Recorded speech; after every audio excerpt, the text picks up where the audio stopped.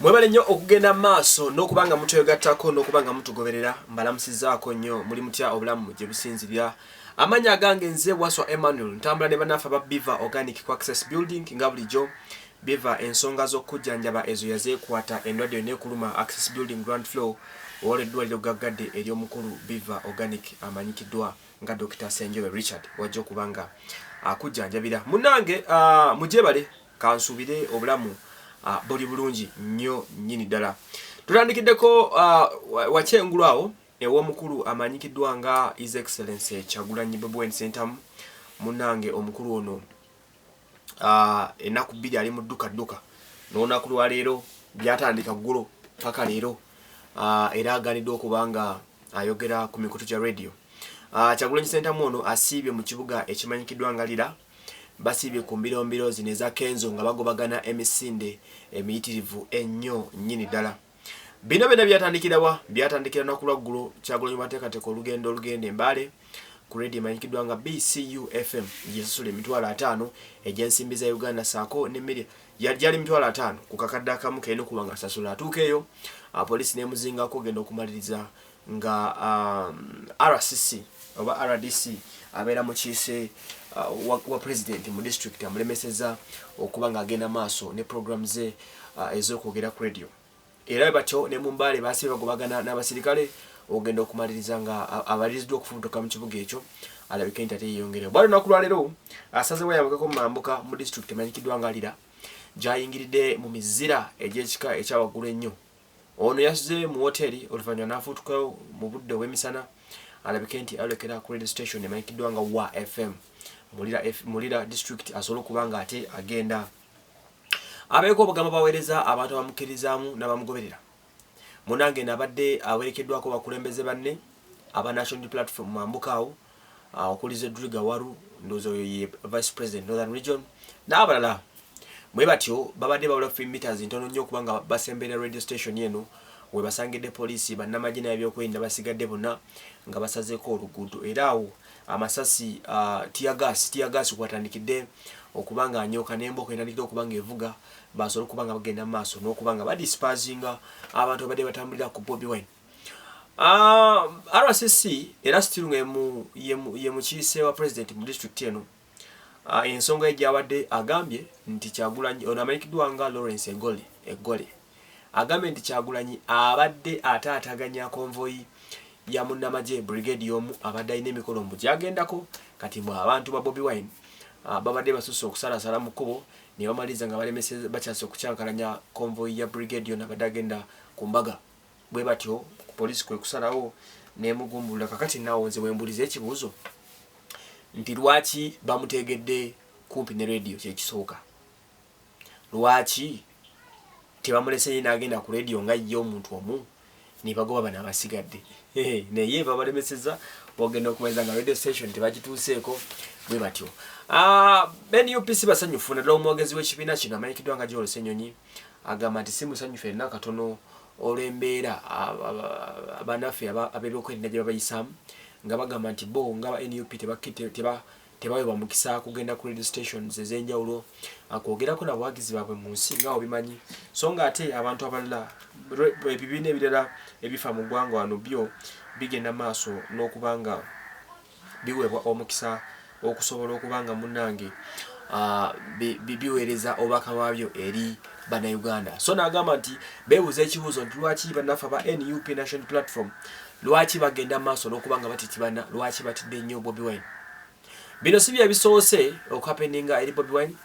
Mujjukira n'ebiseera by'okulonda byonna bitwalimu Bobie Wine radio ezisinga obungi yazigandibwa buli we yagendanga Masindi, Hoima, bitundu by'eggulu eyo Yonarwa, gende Mbale, buli district Bobie Wine yatuukamu tebamukkiriza kwogerako bannayuganda byalagala okuweereza. Nze bw'otunuulira embeera nga begenda mu maaso sofa embeera nga bweri ogenda okukitunuulira obulungi nga these guys oba bekwerinda orders oba zivaawa naye ensuubira ziva waggulu be bakyankalanya embeera.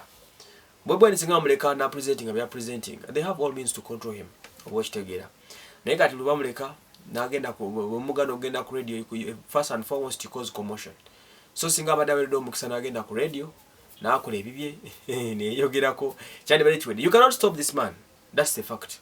Abantu bamukiririzaamu dda because omuntu afuluma mu hotel mu yasuze najja ng'agenda ensi yonna neggwayo. You can look at the pics.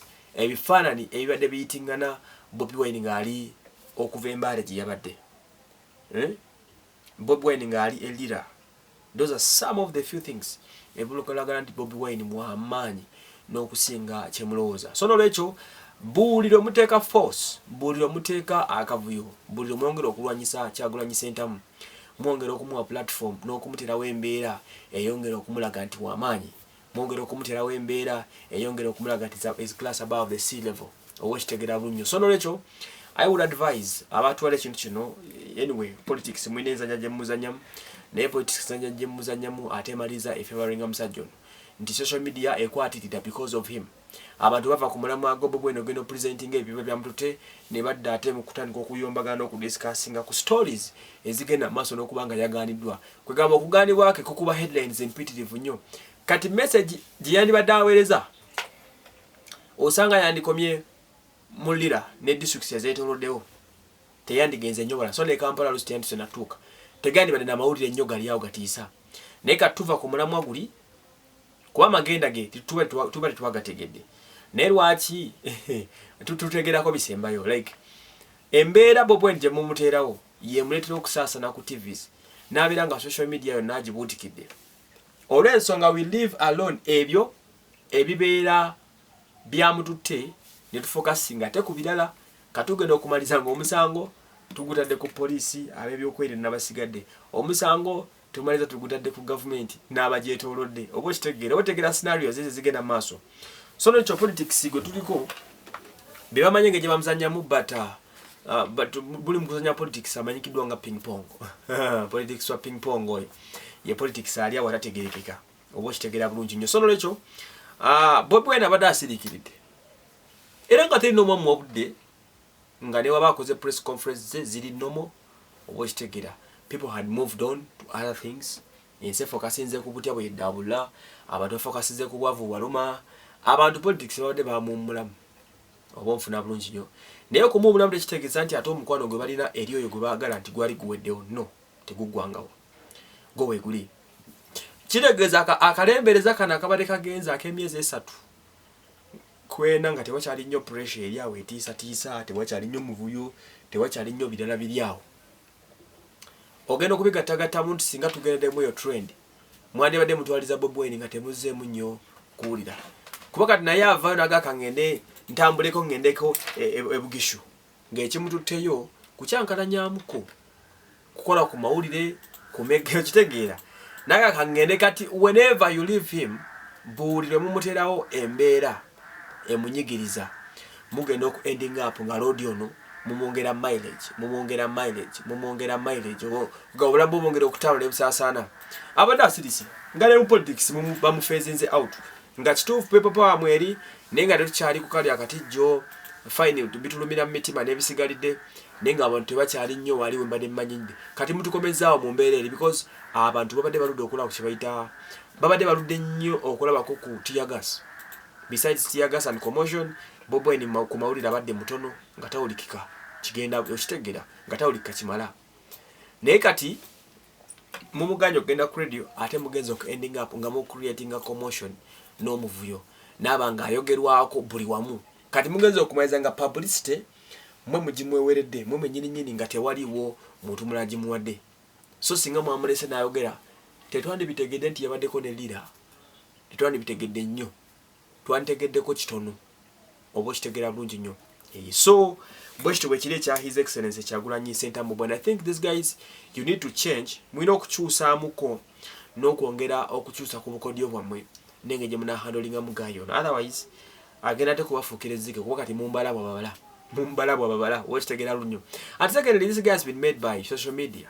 Social media yemufudde ekyenjawulo ennyo nti n'oba omuganya okwogera ku radio kati nge bamuganye he will come and sit down akole postem esaasaane amajege gasaasanye buli kimu ebintu bitambula. Naye akavuyo akayoleso nakulwaliro kalaze nti Bobie Wine is very powerful. kalaze nti Bobie Wine abantu bamukyamuyinamu essuubi ddene nnyo nnyini ddala. Era abakulu bano aba gavumenti oba bageza okuba nga bamulwanyisa, they have a very long way. Bano abeefuula nti bawagira President Museveni nga bajjeko kuli obuli ssente ze, they have a very long journey okustoping omulenzi ono, of which I think he is very unstoppable. Bakyalina omulimu munene nnyo to fight against Bobie Wine. Oba kitegera bunyo. So nolwekyo that is it. Agange nze Waswa Emmanuel omulimu gwaffe gwa kuweereza nga tusinzira nga bulijjo, saagala mwerabye nti ne Makerere bawangudde ebibaddeyo ebyokulonda Nambasa Shamim yabadde akutte kaadi ya People Power amaliza nga awangudde side zeeyo. So nolwekyo People Power ekyali mu bantu and they have to handle this case with care. Nze Waswa Emmanuel.